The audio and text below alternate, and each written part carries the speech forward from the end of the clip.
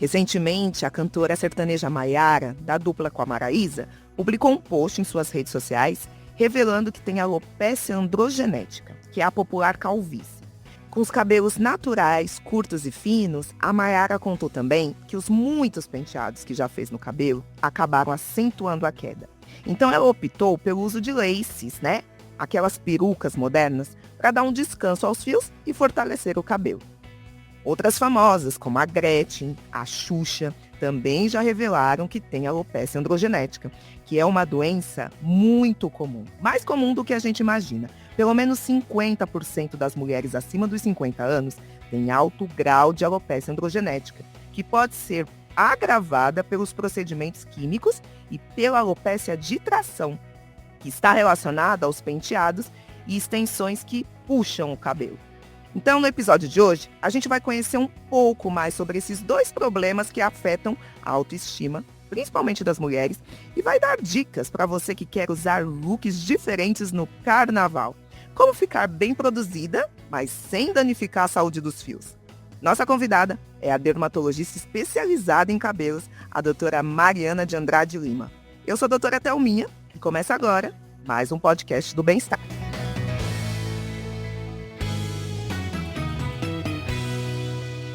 Doutora Mariana, seja bem-vinda. Obrigada, é um prazer estar aqui para falar desse assunto tão importante e às vezes um pouco deixado de lado, que é a alopecia androgenética, principalmente no público feminino. Exatamente. Então já vamos começar falando, sem mais delongas, da calvície, ou, como você mesmo disse, o nome científico, alopecia androgenética. O que causa esse problema, doutora? A alopecia androgenética é a causa de queda de cabelo mais comum do mundo. E no Brasil também, obviamente, né? Dados da Sociedade Brasileira de Dermatologia apontam que mais de 40 milhões de brasileiros têm esse problema. E muita gente acha que é só estética, mas não é. É importantíssimo para a autoestima, para como a pessoa se vê no espelho.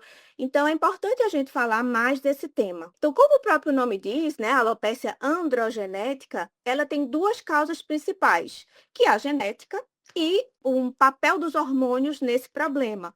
Mas hoje a gente sabe que não é só isso, que existem outros fatores que colaboram, como o estresse crônico, como deficiências nutricionais, inflamação do folículo, tabagismo. Então, os hábitos de vida também vão influenciar no aparecimento da alopecia androgenética, popularmente conhecida como calvície. Nos homens, ela se manifesta mais como entradas e a rarefação na região do topo da cabeça. Já nas mulheres, é mais diferente, então ela é mais difusa essa rarefação. Então, quando a gente parte o cabelo no meio, por exemplo, nas mulheres é ali que a gente vai ver essa rarefação com mais intensidade. E o que é que acontece? Às vezes as pessoas deixam para procurar ajuda médica quando já está tarde. Então, quando o problema já avançou muito. E como praticamente todo problema de saúde, quanto mais rápido a gente intervir, melhor vai ser o resultado. Então, o que é que acontece na alopecia androgenética? A maioria dos pacientes, eles nem se queixam de queda importante, porque o folículo, ele vai sendo miniaturizado e ele vai gerando, vai produzindo fios cada vez menores e cada vez mais finos. Isso geralmente acontece ao longo dos anos. Então, quando a gente chega a ver áreas sem cabelo do couro cabeludo, porque um percentual grande já foi afetado, isso significa que pelo menos metade dos folículos já foi afetado pela alopecia androgenética e já está miniaturizado. Então, acho que é legal a gente falar desse assunto. E nas mulheres acima de 50 anos, muitas vezes isso é confundido com menopausa, com envelhecimento, e aí muita gente vai achar é normal, é assim mesmo, deixa para lá. E não é. O cabelo da gente envelhece, obviamente, como o corpo como um todo envelhece. Mas a alopecia androgenética também vai ser mais incidente nesse público. Os dados mostram que mais de 50% das mulheres acima de 50 anos têm algum grau de alopecia androgenética. Isso é muito pouco falado, muito pouco discutido. Como eu já falei, às vezes, é envelhecimento normal. E aí as mulheres deixam de procurar ajuda médica e quando vão procurar já vão estar com um quadro avançado, que tem tratamento sim, mas que o resultado não vai ser tão bom quando a gente começa a tratar no início do problema, né? Com certeza. E aí você falou, é bem impactante esse número, né? Então, praticamente Exato. metade das mulheres, depois dos 50 anos, vão passar por essa condição. É realmente muito importante, então, esse assunto. E aí o termo que você usou, rarefação, só para deixar mais no popular, então seriam as falhas. Exatamente. Os fios, eles não vão ser miniaturizados todos da mesma forma. Alguns fios vão manter o diâmetro normal e alguns vão sendo miniaturizados. Como é que isso vai se traduzir no couro cabeludo da pessoa? Com o tempo, as pessoas vão começar a ver áreas do couro cabeludo que anteriormente eram cobertas por fios mais espessos, né? Então, quando a gente começa a ver áreas sem cabelo, um percentual grande de fio já foi miniaturizado. Por isso que é legal esse alerta de procurar o tratamento logo, porque os resultados são muito, muito bons quando o problema é tratado no começo. E lavar o cabelo muitas vezes aumenta essa queda? Não, de forma nenhuma, gente. Então, lavar o cabelo não causa queda de cabelo. Isso tem que ficar bem claro. O cabelo que cai quando a gente lava é aquele fio que a raiz já estava pronta para cair, que é o fio telógeno, e ele ia cair de toda forma. Isso é importante que a gente deixe claro, porque muita gente, quando está com queda de cabelo, deixa de lavar o cabelo. Tem gente que fica uma semana, muitos e muitos dias sem lavar o cabelo. E isso sim é prejudicial, porque a gente passar muitos dias sem lavar o cabelo vai aumentar a chance da gente ter inflamação no couro cabeludo, proliferação de fungos e bactérias que não são legais, e essa inflamação sim pode causar uma piora ou até uma queda de cabelo propriamente dita. Então, lavar o cabelo não causa queda de cabelo, pelo contrário, lavar o cabelo tem que ser feita com frequência, cada cabelo, cada couro cabeludo vai ter sua necessidade. Então, qual a frequência certa para lavar o cabelo vai variar de pessoa para pessoa, quanto o couro cabeludo é oleoso, se a pessoa treina todo dia, sua bastante o cabelo. O suor parece água, né? Mas ele é formado por vários componentes. Um deles é o cloreto de sódio, é o sal. E esse sal que vai estar no suor, ele vai deixar o cabelo mais propenso à quebra. A mensagem aqui é: lavar não causa queda de cabelo e é importante sim lavar com a frequência adequada, mas essa frequência adequada varia de pessoa para pessoa. E aí, falando do suor, usar boné piora, doutora? Usar boné por si só não causa queda de cabelo, mas algumas pessoas que usam boné e suam muito do couro cabeludo, o suor em si vai deixar o couro cabeludo mais úmido e se a pessoa não chegar em casa e lavar o cabelo, isso vai prejudicar o couro cabeludo, tem uma possibilidade maior de deixar um couro cabeludo inflamado, mas aí não é o boné por si só, né? O suor, às vezes a falta de higiene. Então a gente vai ter que higienizar o boné também. São coisas que são simples e a pessoa não precisa nem mudar tanto seus hábitos de vida para deixar esse processo mais saudável, mais seguro. Perfeito. E aí você falou um pouquinho no começo, né, dos sinais que no homem acaba tendo aquelas entradas, as mulheres também começam a perceber ali as falhas, o fio vai ficando mais fino. Mas existe uma diferença desses sinais entre o homem e a mulher?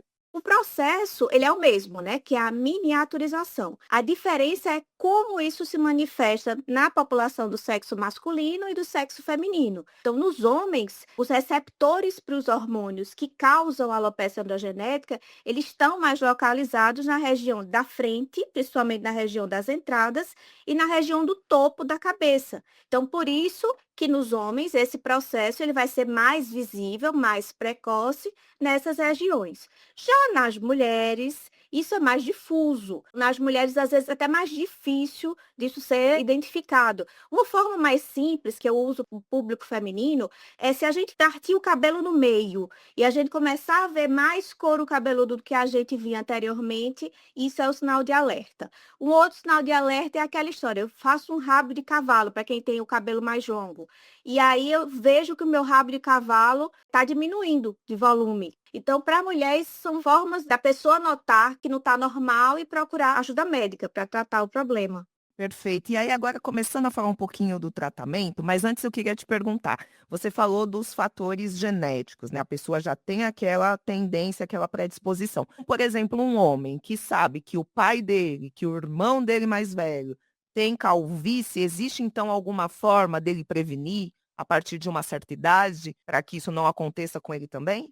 Infelizmente, não tem como prevenir. E assim, a tendência da pessoa ter alopecia androgenética vem desde tanto da família materna como da família paterna. Então, a gente pode ter um homem que da família paterna ninguém tem alopecia androgenética, mas da família materna tem. Então, os dois lados eles têm o mesmo papel. Então, infelizmente, não tem como prevenir, mas o que tem é como intervir precocemente. E intervir precocemente é a chave, né? Porque quando a gente começa a tratar a alopecia androgenética muito inicial e o paciente faz o tratamento de forma contínua, porque é um processo crônico e o tratamento tem que ser a longo prazo, os resultados são muito, muito bons. A questão é identificar precocemente e iniciar o tratamento precocemente. E o que funciona nesse tratamento? A finasterida funciona? O tratamento ele tem que ser individualizado. Cada paciente vai ter um esquema de tratamento mais correto. Então, a gente usa tanto medicamentos tópicos, que são medicamentos aplicados no couro cabeludo, que pode ser o minoxidil, que podem ser loções com papel anti-inflamatório para reduzir a inflamação do couro cabeludo. O tratamento pode ser feito via oral também, na maioria das vezes é também feito via oral.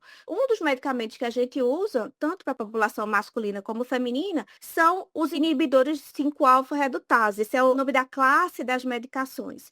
Existem dois medicamentos principais, que é a finasterida, né, que é bem conhecida, e a dutasterida, que é um inibidor de 5-alfa-redutase, mais novo no mercado e que aparentemente é um pouco mais eficiente. Mas aí não é todo mundo que vai fazer o mesmo tratamento. O tratamento ele tem que ser individualizado. Isso é muito importante porque assim, o que a gente vê é que às vezes a pessoa começa a fazer o tratamento que foi prescrito para o vizinho ou para algum familiar e para aquela pessoa não funcionou, porque cada pessoa, cada paciente tem que ser examinado, tem que ser identificado que grau de alopecia ele tem para daí ser introduzido o tratamento correto. Famoso cada caso é um caso, né, doutora? A finasterida, ela pode ser recomendada tanto para homens quanto para mulheres?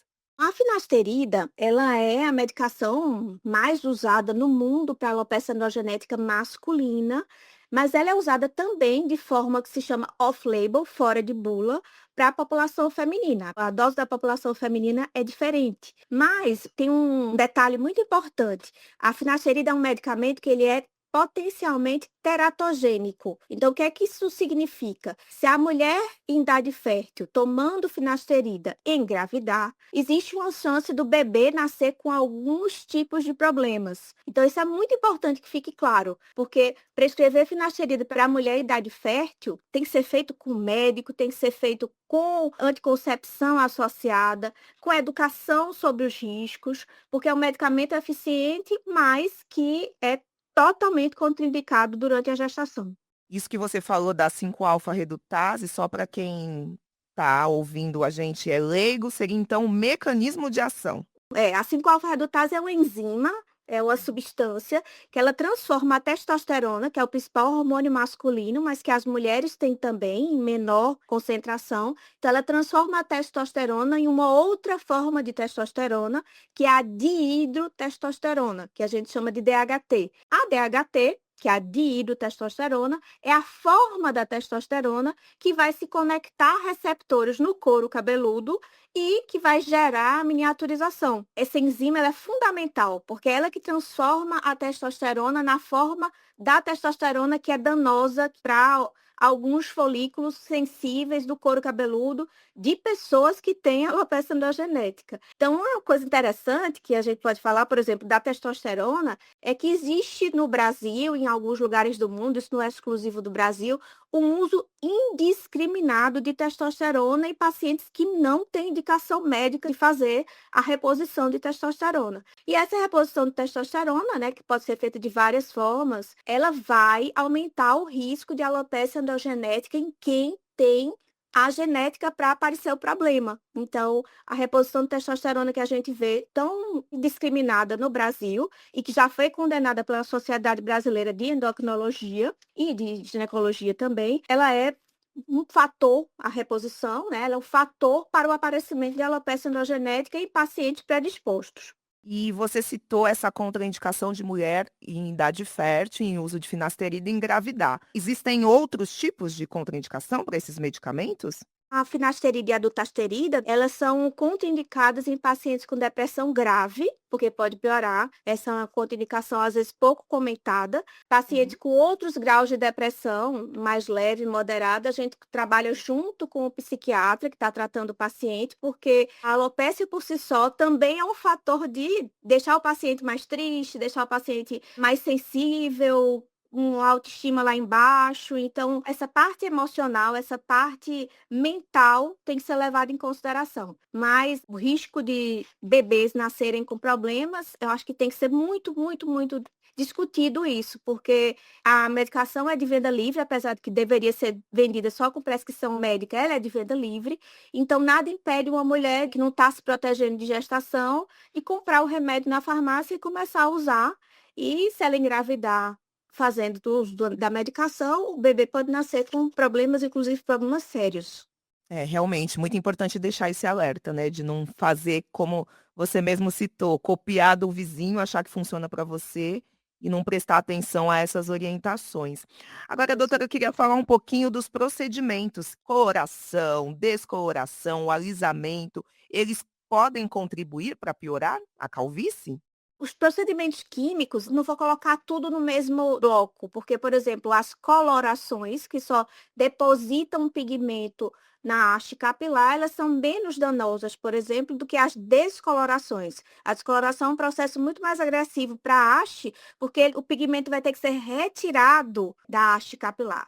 Os alisamentos também não são todos iguais, mas os processos de químicos em geral, mas principalmente a descoloração e alguns tipos de alisamentos, eles vão deixar o fio mais frágil e eles vão sim predispor o paciente à queda. Eles não vão piorar, por exemplo, a alopecia androgenética por si só, mas eles vão deixar o fio mais frágil. Então, isso vai somar para deixar um problema mais complicado. E existe algum procedimento pior para quem tem calvície ou todos eles devem ser evitados? O cabelo que foi afetado pela alopecia androgenética, que a gente falou que é o fio miniaturizado, ele é menorzinho e ele é mais frágil.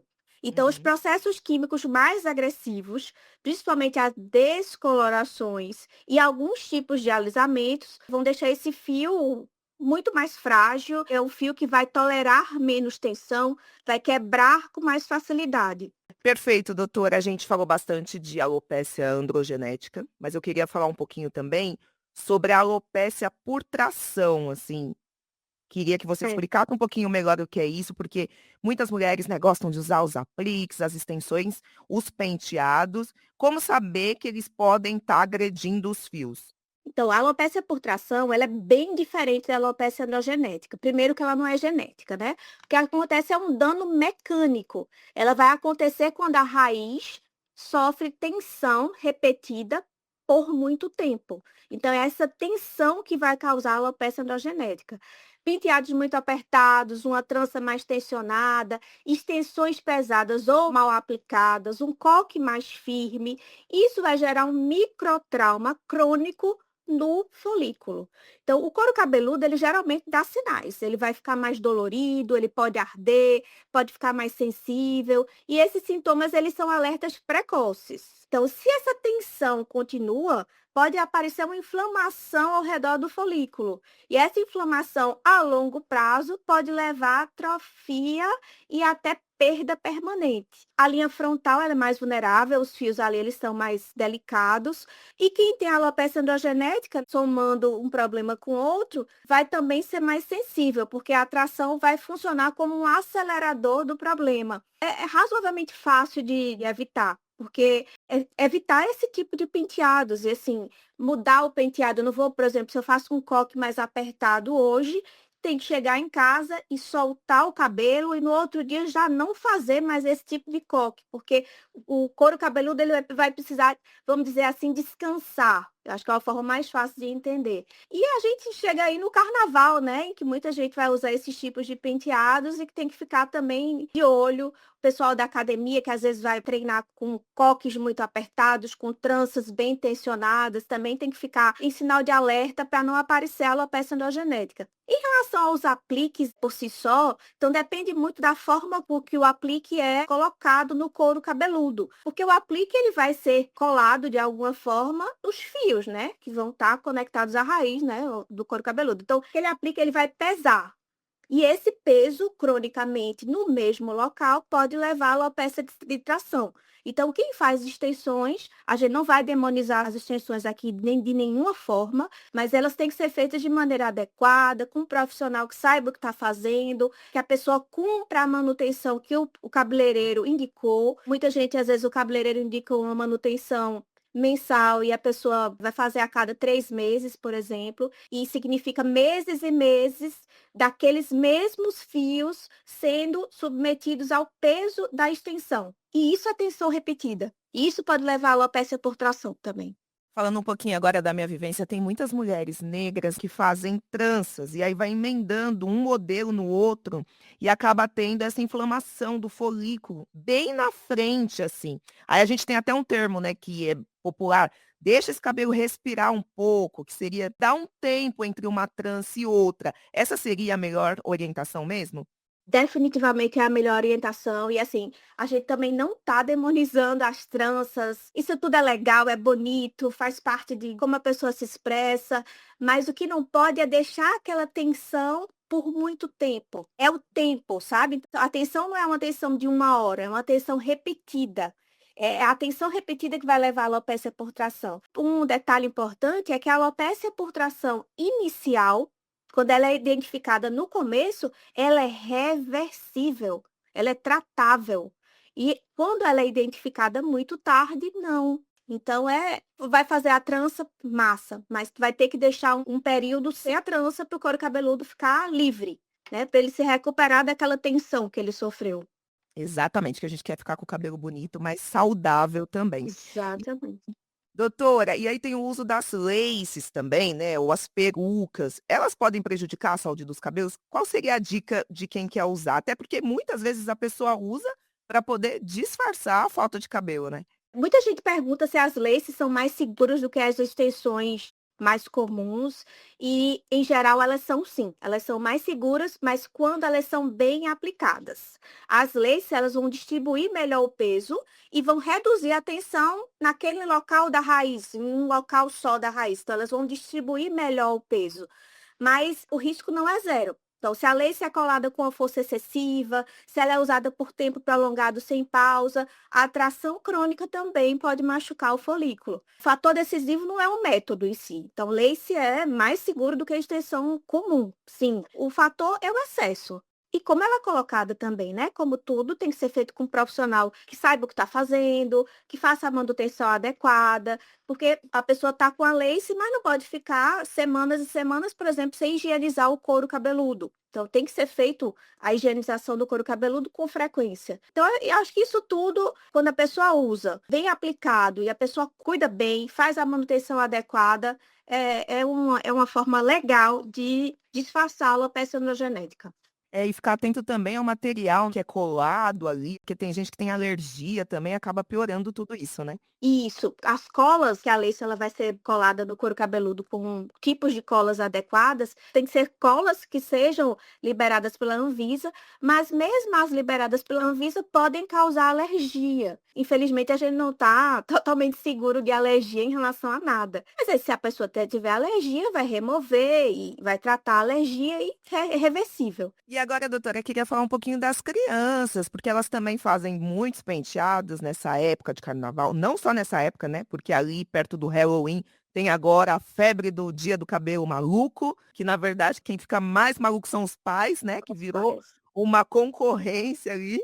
Então eu queria que você desse dicas para que as crianças não corram o risco, né, de ter essa alopecia de tração. A alopecia de tração pode acontecer em qualquer faixa etária. Essa tensão repetida, independente da idade, ela pode causar alopecia de tração. E aquela criança que vai fazer esse mesmo tipo de penteado para ir para a escola, todo dia, o mesmo penteado, mantendo aquela tensão prolongada, repetida, pode sim aparecer alopecia de tração. A gente às vezes vê adultos jovens, geralmente a maioria do sexo feminino, jovens com, né, adolescentes até, já com alopecia de tração avançada, porque essa tração começou na infância. Então, esse cuidado tem que ser tomado em todas as faixas etárias. Evitar esses penteados muito apertados. Então, se o penteado é feito num dia, no outro dia já não é feito o mesmo penteado, para não manter a tensão no mesmo local. Doutora, você já falou um pouquinho então, agora, semana do carnaval, você aí em Recife, eu aqui em São Paulo, boa parte do Brasil vai querer aproveitar o carnaval. Você falou para tomar cuidado com a tração ali, né, dos penteados, mas aí eu queria saber quais são as principais dicas, porque tem gente que vai querer botar brilho, purpurina, spray colorido, então eu queria encerrar com essas principais dicas. Em relação ao carnaval, né, é legal, o cabelo é uma forma da gente se manifestar, da gente se fantasiar no carnaval, isso tudo é muito Brasil. E é seguro, desde que seja feito respeitando as dicas. O que que a gente recomenda? A gente recomenda que a pessoa não mantenha o mesmo penteado vários dias seguidos. Então, ela fez um coque mais apertado num dia, por exemplo, ela vai ter que chegar em casa, soltar o cabelo, se suar bastante, tem que higienizar esse couro cabeludo e usar um outro penteado no dia seguinte. Em relação ao glitter, a purpurina, desde que seja liberado para uso no cabelo, não tem nenhum problema também. Lembrar só de higienizar o cabelo depois de usar. Tá liberado, então vamos usar o cabelo como uma forma de da gente se expressar no carnaval, mas sempre com segurança para manter o cabelo saudável, né? Porque a gente quer brincar o carnaval, mas a gente quer manter nosso cabelo bonito, saudável. Perfeito. Doutora Mariana, muito obrigada, viu? Desejo bom carnaval e um bom ano de 2026. Igual para vocês, foi um prazer estar aqui. Prazer o nosso. Esse podcast teve produção de Paula Neiva, gravação de Vitor Stefanini, edição de Rebeca Marques, roteiro e direção de Karina Dorigo. Gostou? Então compartilhe com a família, os amigos e espalhe por aí informação útil para a saúde de todo mundo. Eu sou a doutora Thelminha e esse é mais um podcast do Bem-Estar. Até a próxima semana.